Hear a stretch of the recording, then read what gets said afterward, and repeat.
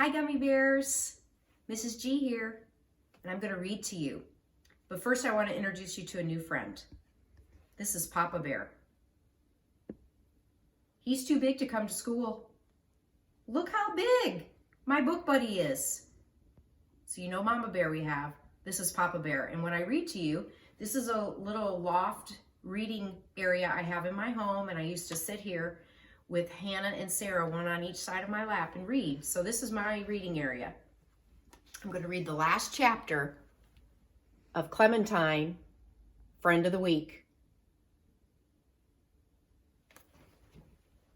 Okay, just to recap where we were, because remember I had a sub and I wasn't at school last Thursday and Friday, but they had gotten a phone call from a man who thought he had moisturizer, but he lived really far away. So they were wondering, how in the world could moisturizer have gotten that far away from where they live? So here's chapter 12, the last chapter of this book. My dad drove me all the way there. He kept warning me not to get my hopes up. This kitten showed up on his doorstep Thursday night, he said, in Quincy. That's almost 15 miles from here. If moisturizer could walk that far, he could never have gotten 15 miles in just a couple of hours. I tried not to listen to him. Here they are driving, so let me show you a picture.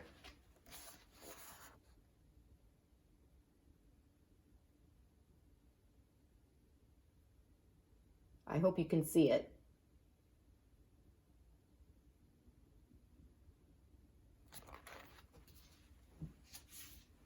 Finally, we got to the address.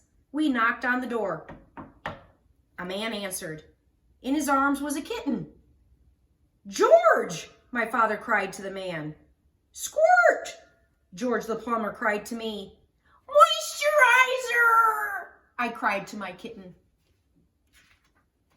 Moisturizer jumped into my arms, and then we all talked at once, figuring out what had happened. It never occurred to me, George kept saying.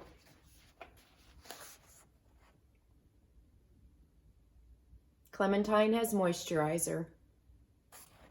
Doesn't she look happy?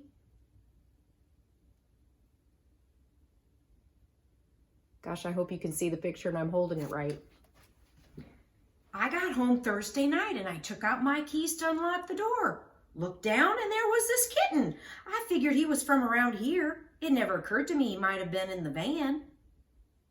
He might have climbed into your tool bag, I said. He loves exploring. He's been pretty curious here too, George said. Cute little guy. Peppy. I'm going to miss having him around, but I guess I can visit him sometimes now, can't I? George is the plumber. Do you remember there was a chapter where all these people kept coming to the basement and Clementine was looking for moisturizer. It was an electrician, and Dad had to go off and help him get somewhere. And then a delivery guy, and Dad had to go off and help him. And then the plumber came, and they sat and talked with Clementine, and then Dad took him to whatever apartment needed to be fixed. Clementine must have crawled into his tool bag while they were visiting. We drove back home with moisturizer draped around my neck. He purred into my ear until he fell asleep, which was probably because he was exhausted from pretending to be happy in someone else's house. My dad glanced back at us in the rearview mirror and pretended he'd been blinded. I wish I'd brought my sunglasses, he said. They might as well shut the power down in Boston. You could light up the whole city tonight with your smile. I laughed, but secretly I flashed my smile around the back seat, and he was right. It did light things up. Mom had dinner waiting, and she pretended not to notice that I snuck moisturizer little bites of meatloaf under the table. Afterward, my parents asked if they could read my Friend of the Week booklet. I said okay and crawled under my bed to get it. We all went into the living room.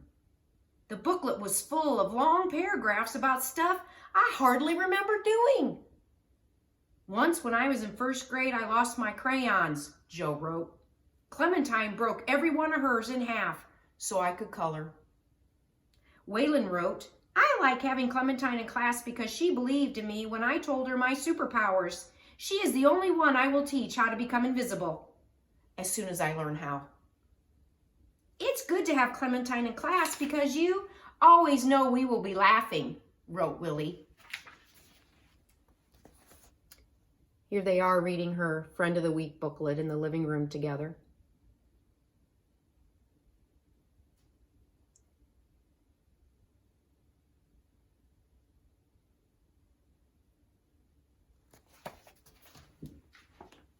His twin sister Lily wrote, "It was good.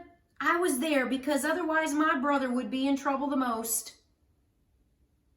And Maria's page said, "When my mom found out my lizard's name, she said, 'That child has been watching television.'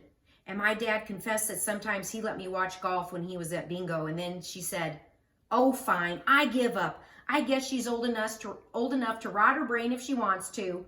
So thanks to Clementine, I can watch TV now.' Which just goes to show you that you never know when you're doing a good deed." None of the kids even mentioned my promise to decorate their bikes, but a lot of them did say they appreciated how I shared my artistic abilities, which made me feel guilty for a minute about letting them down Saturday. But then it gave me an astounding idea. "Pet portraits," I told my mom and dad. "That's how I'll thank them for helping me find moisturizer. One for every person in my class. I'll draw their pet. Or if they don't have one, I'll draw the pet they want to have someday." I got started right away. First, I did one for Margaret because I wanted to thank her best of all. I drew mascara curled up in the big straw hat I decorated for Margaret once, which is her favorite place to sleep. Here's mascara. I hope I'm getting it, guys. Can you see the picture? I'll put it up and down, and hopefully you can see mascara.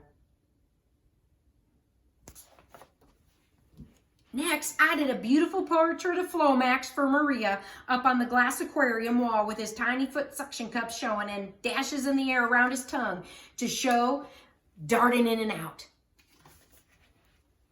Here's Flomax, the lizard that belongs to Maria.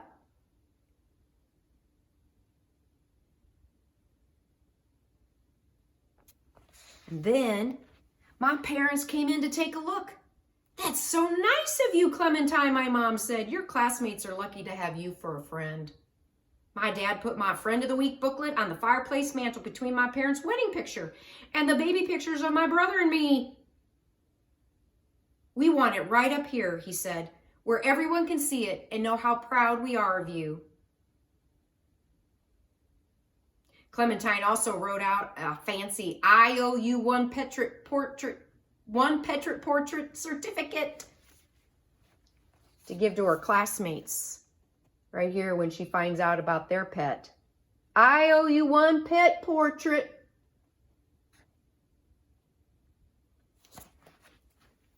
And then suddenly I had another wonderful idea. I ran to the phone and called up Mitchell. "Is Margaret home yet?" "She just got back," he answered. "Batting the hatches, matey." "Can you sneak her Friend of the Week booklet out for me?" "Sure," said Mitchell. This is a great thing about Mitchell. Whenever you ask him to do something, he says, "Sure," even if it's something he could get in trouble for. If I ever want a boyfriend, which I will not, he will say, "Sure," to anything I suggest. Mitchell was down in a few minutes. He grabbed moisturizer from me and high-fived his little paw. "Hey, little dude, you're home." Then he followed me to the kitchen table and watched as I flipped the booklet open and started to write. "Margaret is the best friend a person could ever have." And then, even though my hand was exhausted from drawing all those pictures of moisturizer, 2 pet portraits, and 17 IOU certificates, I wrote and I wrote about what she did on Saturday. I filled up her booklet and I didn't even have to write extra big. "Margaret did that?" Mitchell asked, reading over my shoulder. "Yep," I said.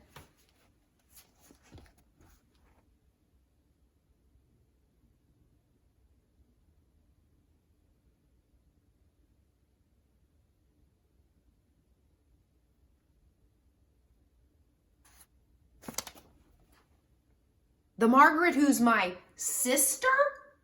"That Margaret," I said. "Let's go put it back now. I'll do it so you don't get in trouble." I hung moisturizer around my neck because I didn't feel ready to leave him for even a few minutes. Then we went to the elevator, Mitchell muttering all the way, "My sister did that? Margaret?" We hurried to the living room. Margaret wasn't in sight, so I pulled out the spelling bee plaque and was just about to tuck the booklet behind it when I heard her voice. "You got him back! You got him back!" She ran over and hugged Moisturizer while I stood frozen. Then she looked down. She turned pale. She took the booklet from me, trembling. "I did not read it," I said quickly. "N-O-T, not. I'm sorry I took it, but I only wanted to write something. I wanted to thank you." Margaret shushed me. "Shh." She opened the booklet and began to read. She scowled, and then she nodded, and then she scowled again, and she nodded again, lots of times. Finally, she looked back at me. "Grateful just has one L, Clementine," she said, "and hero just has one E. And there were only 239 posters, not 250, and..." I felt a little bit relieved. "Do you want me to take it out, Margaret? I could erase it all if you want." Margaret tipped her head and narrowed her eyes as if she were thinking about it. But her mouth kept twitching up, so I could tell she was just pretending. Finally, she gave a big sigh. "Oh, I suppose if it means that much to you, Clementine, we could just leave it in." "Okay, fine." And then she put the booklet away, but this time not on the bottom shelf behind the spelling bee plaque. This time Margaret put her Friend of the Week booklet right up in the middle of the fireplace mantle. And then she turned and smiled at me, so brightly the whole city of Boston actually did light up. Okay, fine. Maybe my smile helped too. The end.